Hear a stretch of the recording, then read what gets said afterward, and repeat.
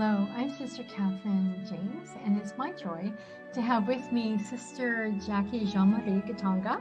Yes. And she is the latest perpetual professed sister in our province.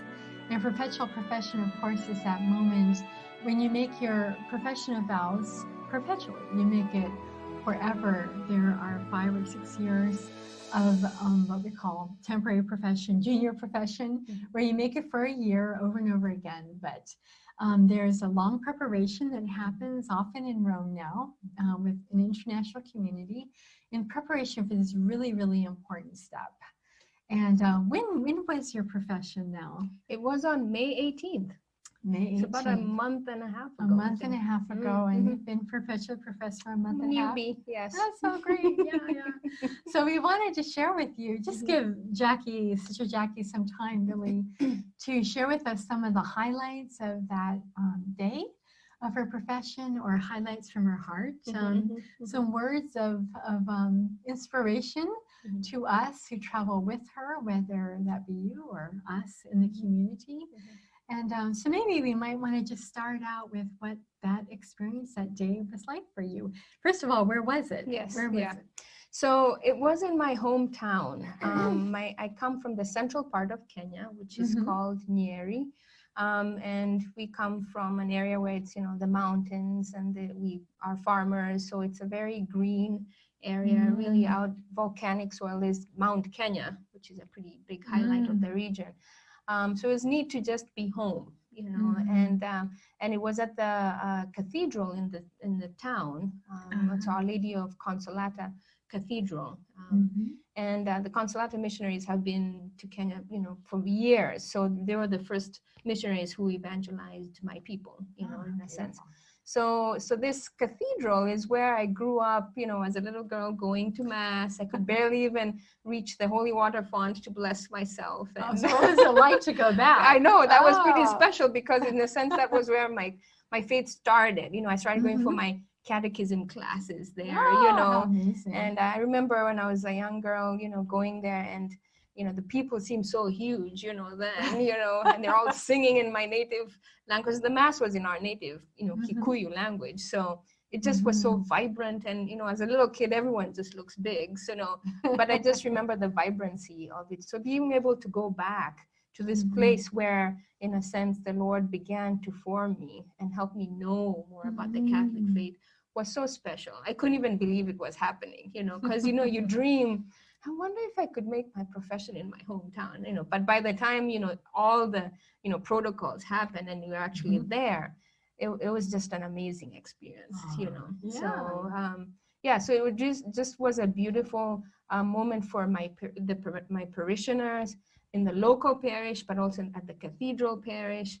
And of course, now there's all the outstation parishes, so which weren't weren't formed back then, So the people were able to come, and the church was packed, and it was really like a celebration of the church, because that's what really perpetual profession. The reason we have it out in our parishes, it's that vocational witness, that it's not just a thing for just us to close ourselves in. God has called us in the church, to serve the church, to serve in the church, for the church, with the church, everything, and the church is the people of God, So it really was a beautiful moment. I can't tell you the number of people who afterwards said, we've never seen anything like this. It was just a beautiful witness for them to encounter God. It was not just about me, and it was nice that they were there but for me, I was praying it would be an encounter with God and what it meant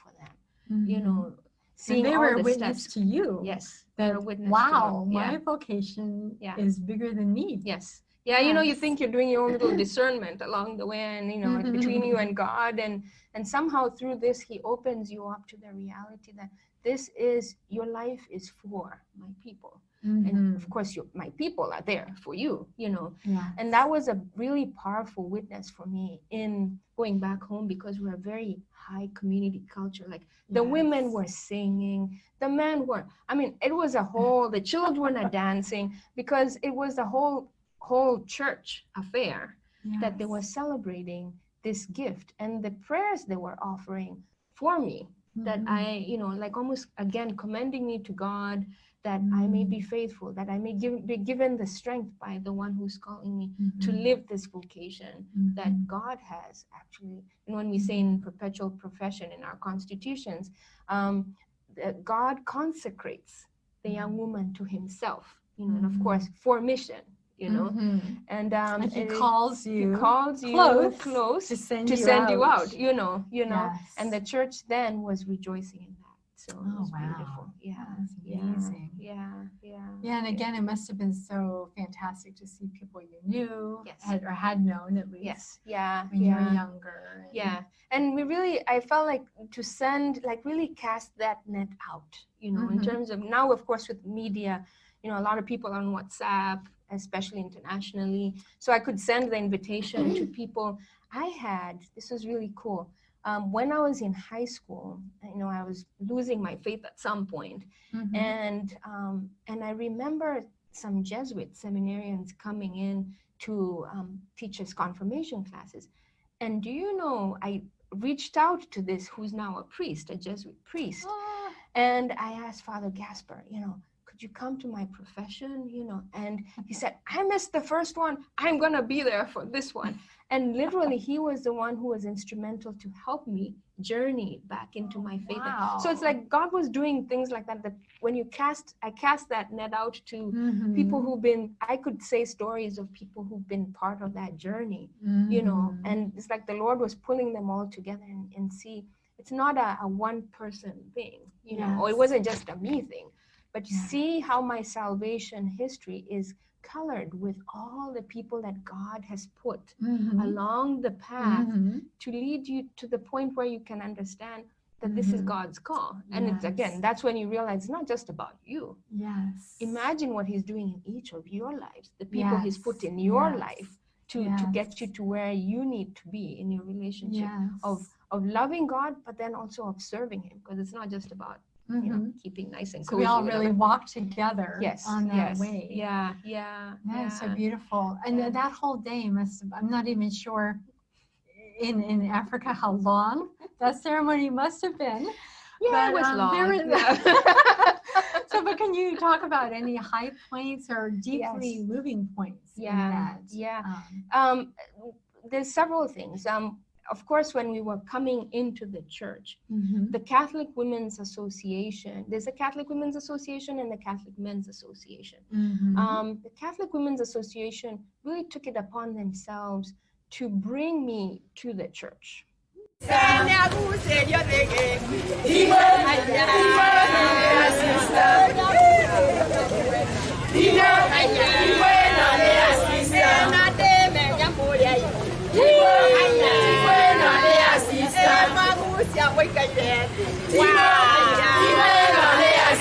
By singing and dancing, and these songs were not just songs, happy songs just for the sake of singing, but they were also prayers. One of them that comes to mind is just as I was entering the cathedral, they were commending me to the Blessed Mother, asking that the Blessed Mother may guard me, may help me in my vocation. So they're Catholic, and so they were singing songs that are prayers to kind of almost like acknowledge, let us rejoice in this gift of God, of vocation that has come to us, and let us commend this daughter of ours to God. So it was really powerful just listening to some of the song in my own native language, because it kind of struck a chord there. The other thing, of course, every part of the whole ceremony was just really solemn, really beautiful, and between the singing and also just the prayers of, it's almost like you're watching the unfolding of God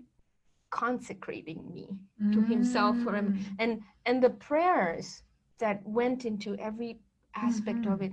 I just remember, like, the first part, the sister gets, I sit all the way in the back with my parents in the crowd, but then what happens is, as we begin the mass, and at a certain point you get called, so the microphone comes all the way back, and you are called by your name, Sr Jackie Jean-Marie Gitonga, and I stand up and I say, here I am. And at that point, you start moving forward because it's like the calling, the being chosen. Oh, that's beautiful. Yes, and of course it's a cathedral, so you're coming all the way from the back, you know, I'm being coming, you know, I know. And so I'm with my mom and my dad on both sides, and we're walking down the aisle, and then they present me to the bishop.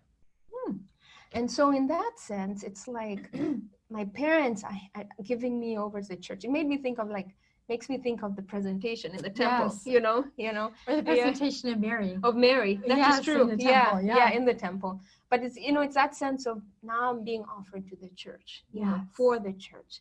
My whole life now belongs, and it's almost that's just the beginning of that part of the celebration, because from there, then you have, of course, you listen to the readings, there's the homily, and then of course you ask, so why is it again you want to do this, you know, you know, and then at some point, of course, then you have what was really moving for me is the prostration and the litany of the saints.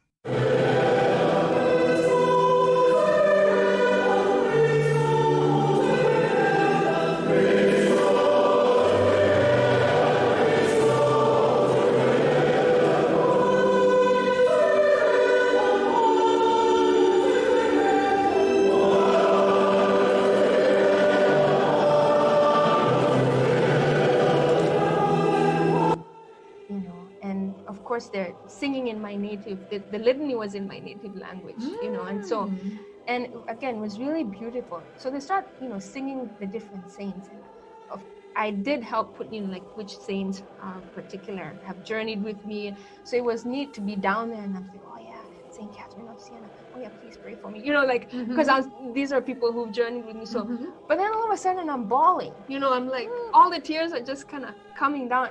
It was just a powerful moment of the Holy Spirit, you know, coming down. And I just remember someone later on, because of course the whole church is watching you down on the floor. They're all standing up. It was it Easter time, I think, still? Anyway, yeah. So we didn't really kneel. At that point, the whole church was standing up and watching me prostrated. And it was neat. I think it was a lady who was, or a guy who was commenting, it's like, you know, when she's down there, she's really thinking whether she wants to go ahead with this or not.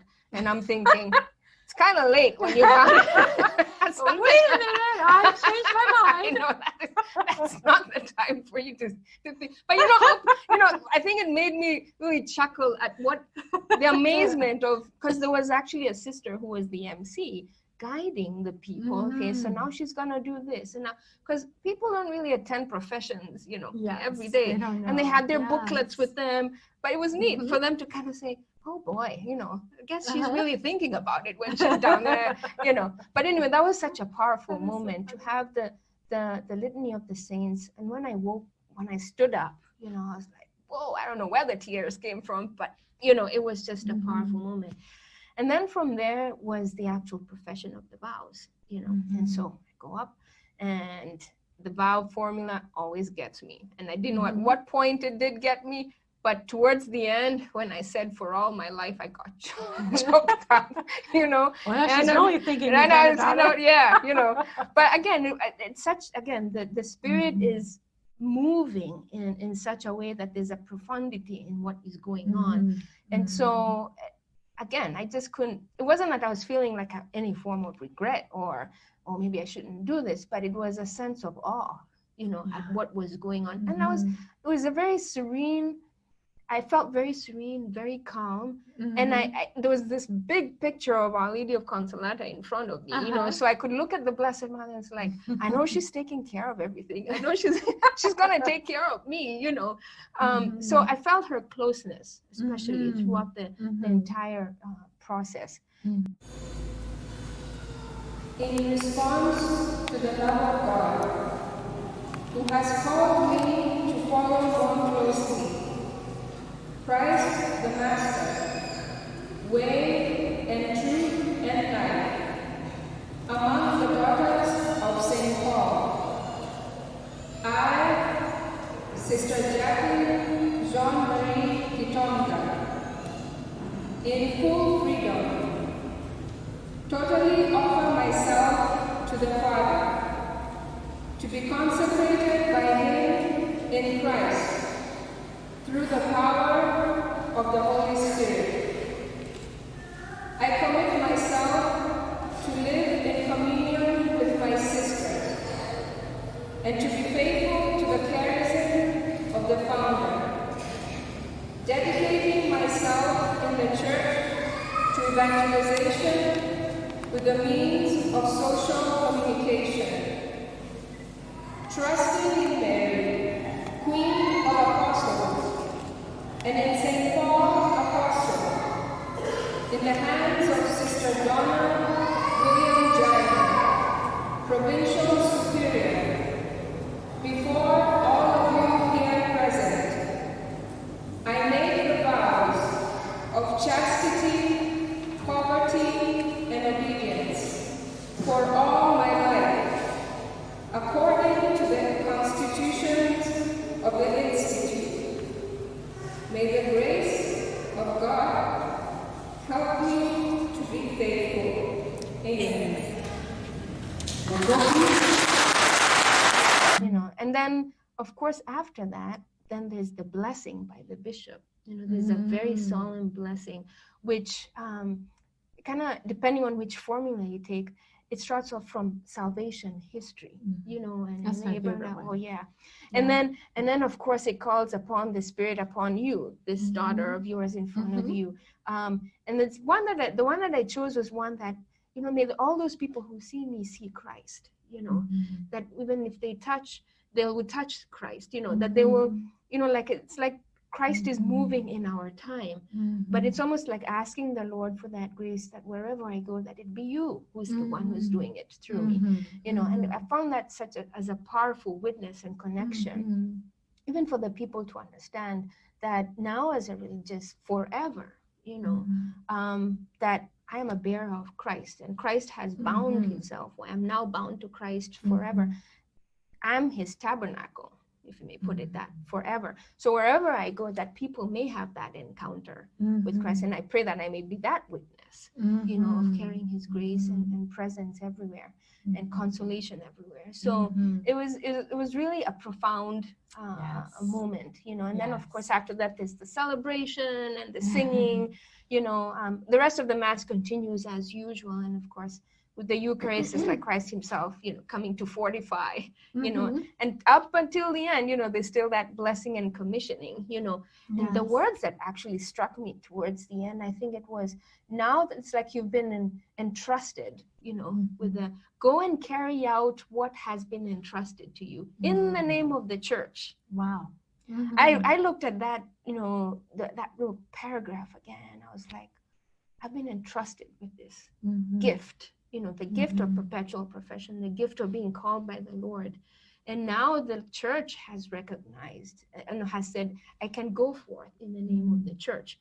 And one of the funny things that, as all this is going on, you're marveling at it. And I'm thinking, discernment sometimes is that like stuff happening just within you. And you're wondering, is it just me cooking things up? And I kept wondering, I said, I guess God was serious about this, because if the bishop came, that means there was a serious, and then my provincial came, from, Sister Donna from Boston. Yeah. So it wasn't like a small deal, and I think as you're going through it, I think for me it was just thinking, it was a confirmation, like in a dating relationship before you get married. Your one is confirming with the other, yes, that let us move forward. So for me, the confirmation on the side of the church through Sister Donna, my provincial, and the congregation is saying there's something serious here.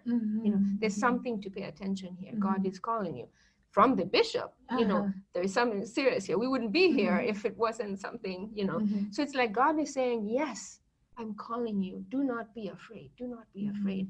And that was just a marvel, and still is a marvel, Now we have our sisters in Kenya, so even though the rest of us in the community in the United States couldn't go, you did have a pretty good representation of the Daughters of St. Paul right from that area, right? Yes, we sure did. Actually, there's, I think, two sisters from my archdiocese who are Daughters of St. Paul. Oh, wow. But then, yes, the other Daughters of St. Paul, I think we probably were good, maybe 15 to 20. Nice. The novices also came, nice. And they were very instrumental in being part of the preparations. And I really tasted our internationality. Yes. The charism is the same. It's manifested in different ways in different nations, but the whole essence of them, they've been through professions, and there's certain ways of doing the profession in our Kenyan context. But it's the same formula, you know, it's the same congregation. So it had a Kenyan color to it, but, you know, the tenets of it were just the same, you know. And it was beautiful to have the sisters as the community there represent. In a sense, it's like the Lord was bringing to me the two cultures, the American culture, which is where I'm serving, and I have been, in a sense, bound to my sisters here in the province. But I'm also Kenyan, you know, and I have my Kenyan sisters, you know, and also African sisters. And the two cultures come together into one for one good purpose, service of, you know, making Christ known, you know. And in a sense, God takes, I could see from perpetual profession, God takes the totality of ourselves, you know, nothing about us is kind of wasted, you know.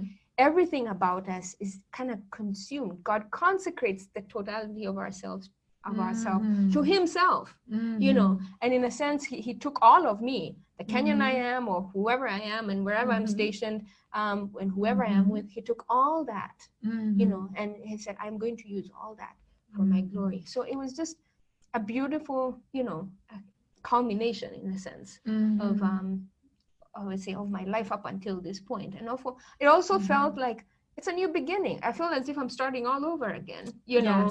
Yeah, it's a very interesting feeling, even though I've lived religious life for almost 10 years now. But it felt like the forever is a new beginning of another chapter of how do I live this forever commitment, or how is the Lord calling me to live this forever commitment with him, you know.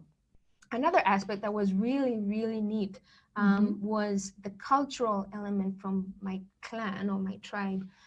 Being Kikuyu, there was a particular dress which I wasn't even familiar with, which speaks to like the maturation of your vocation, almost like the the clan fathers and mothers give you this dress and go through this tradition of, it's as if as a woman who is married to her husband for several years and now is called to grow and mature in her vocation as mother in that clan or in that family. There was almost like a similarity to, or a paragon, or however you may put it, to religious life, you know, and they recognize that now I have been married in the household of Christ forever, you know, and therefore they were praying for me, to commending me to God, to that he may bless me in terms of growing in my vocation and using these gifts that he's given me in my vocation forever, you know, and kind of almost like calling me forth to mature in my, and not only just receive counsel, but also give counsel, you know, which comes with the growing and maturation in the vocation. So it was a very powerful witness for me, not just from the church perspective, but also from the family and clan perspective. It's a vocation here is serious, you know. Grow forth, go and grow. And I think the concept of development and growth in your vocation is a wonderful reality that maybe we don't think about enough. When we're discerning our vocations, when we're thinking about what is my vocation, when we're praying about it, you can get the idea like I have to find it and do it. Right. And then once I get in the right door, I'm that's done. It. Yes. That's it. You know, or if you're looking at a married life, you know, once I find the right, you know, person, the right man or the right woman, and I make a family, that's done. We got it done there.